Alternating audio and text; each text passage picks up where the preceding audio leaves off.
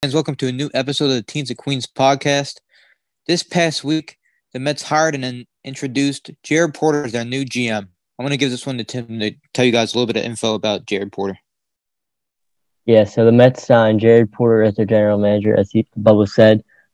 He served as the Arizona Diamondbacks assistant general manager most recently. He's also worked under Theo Epstein as a part of the Cubs organization and Red Sox organization, where he's collectively won 4 titles. He's won 3 of them in Boston and 1 of them in Chicago. He's also the director of professional scouting in the organizations too at one point. So he served a lot of roles in a lot of different organizations, has a lot of experience around the game of baseball, which is all you gotta love. So I think this is a good fit, and I'll give it to Mike for his thoughts on it. So Jared Porter, he's a straight-up winner. He's been part of 4 World Series champion teams. Everybody that has talked about him has raved about him. Seems like a great guy. Seems like he's good with scouting and player development.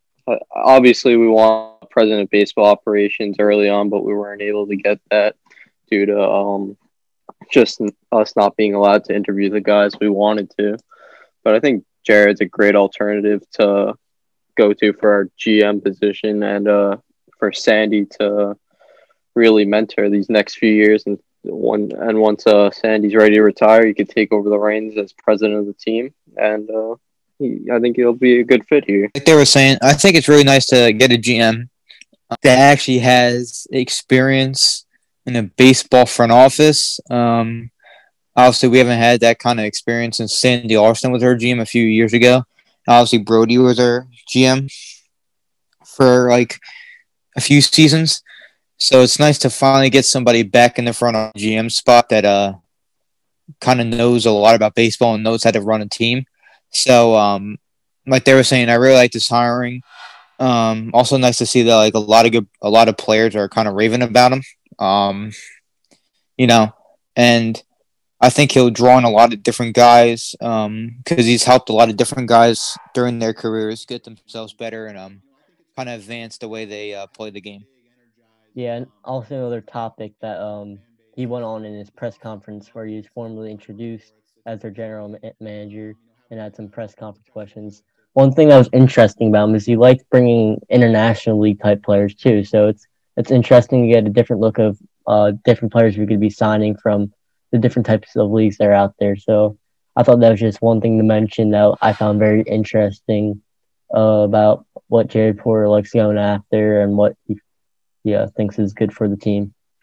Yeah, like Tim was saying, I think getting more international signings and international prospects back, or loading up the farm with more international signings, would be really pretty cool because the Mets farm system is basically majority of them have been drafted, and I think it'd be get some young blood in there from different parts of the world, especially like the Dominican Republic and international places like that. So Jared seems like he likes to sign guys from the independent leagues. I believe he was the main guy that focused in on Daniel, former Red Sox outfielder from an independent league team. He also rejuvenated Rich Hill's career while he was pitching with the Long Island Ducks. He told the Red Sox to give him a chance to bring him back. We actually already signed a pitcher from the International League, so we're already starting to see some of Jared's impact. So hopefully he'll do a good job here, and best of luck. So for the next topic, we may not get into full, depth into these.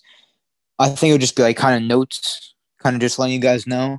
The Mets Jauss as a new bench coach. The former bench coach was Hensley Mullins for the Mets, but he was brought in underneath Carlos Beltran, and Luis Rojas really likes Jauss, so he brought him in just to have his own guy. Jauss was formerly with the Mets maybe a decade ago, and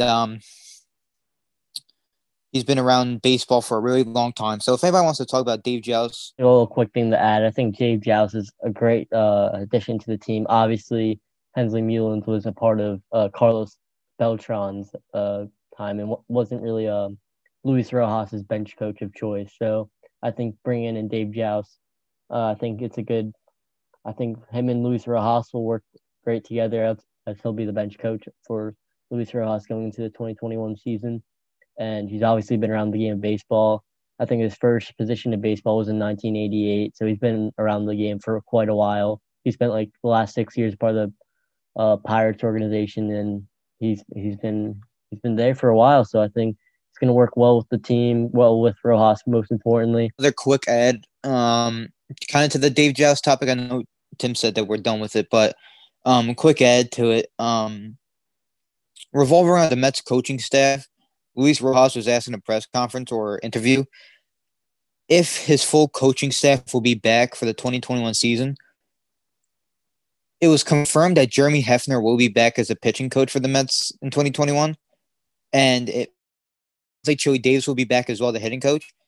But he said that not everything's confirmed yet, so we'll see if any other moves are made in the coaching staff for the Mets. For the final topic or note, multiple members of the Mets organization, I'm pretty sure Sandy Alcantara, said that they expect Noah Syndergaard to be back in June of next year.